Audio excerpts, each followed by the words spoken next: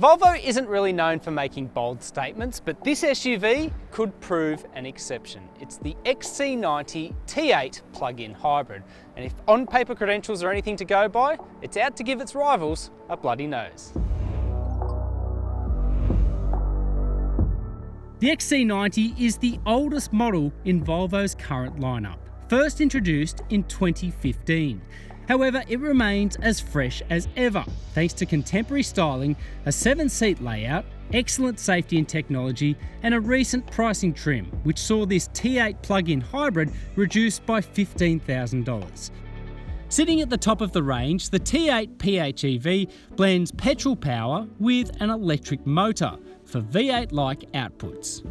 A 0 to 100 time of 5.5 seconds, an EV range exceeding 40 kilometres, and a claimed fuel efficiency average of 2.1 litres per 100 k's. They're all incredible figures, but what I like most about the T8 plug-in hybrid is that it doesn't go advertising its green credentials. In fact, the only visual clue is this recharge point here.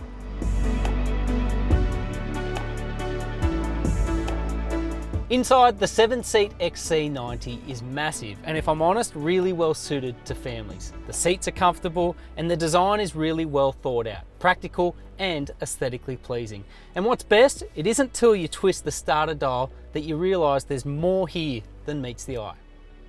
The T8 pairs a 4-cylinder engine that is both turbocharged and supercharged with a 65 kilowatt electric motor.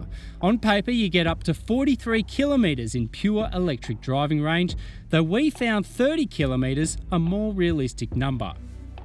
There's no real giveaway that you're in something so advanced other than possibly the brake pedal, which has a slightly wooden feeling and doesn't really have the same consistency and modulation as a traditional brake pedal would.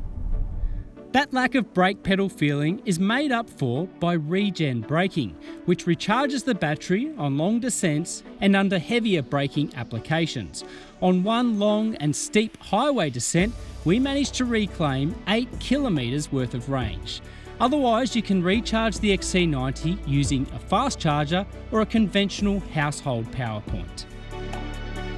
With such a large curb mass to consider, it means that when you do inevitably run out of electric power, you're relying on a small displacement 2-litre petrol engine, which is fine, except that on hills, overtaking, even highway runs, your fuel use is going to go closer to 10 litres per 100 k's. Elsewhere, the XC90 is really refined on the road. There's minimal road noise and the air suspension does a really good job of suppressing the bumps underneath you. With so much interior space on offer, the XC90 is a big car, but it's not really one of those imposing SUVs. It's easy to come to grips with its sheer size, and there's a lot of technology on offer to mitigate its proportions. Those traits are cemented by air vents to all 3 rows, comfortable seats, adequate storage and charging points. Space is plentiful across the 2nd and 3rd rows, while the rear boot is enormous and usable even with the rear bleachers in place. Naturally, for a Volvo, the T8 comes with autonomous emergency braking, adaptive cruise control, lane departure warning and self-parking. For a vehicle that's so defined by its key numbers and figures, it's the recent $15,000 discount made to the T8 plug-in hybrid that really brings it back into prominence. As far as green 7-seat SUVs go, the XC90 is hard to look past.